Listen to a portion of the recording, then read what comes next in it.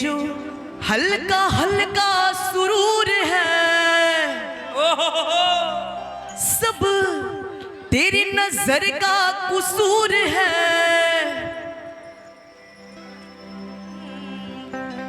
ये जो हल्का हल्का सुरूर है सब तेरी नजर का कसूर है। तूने जाम नजर से पिला दिया मुझे एक शराबी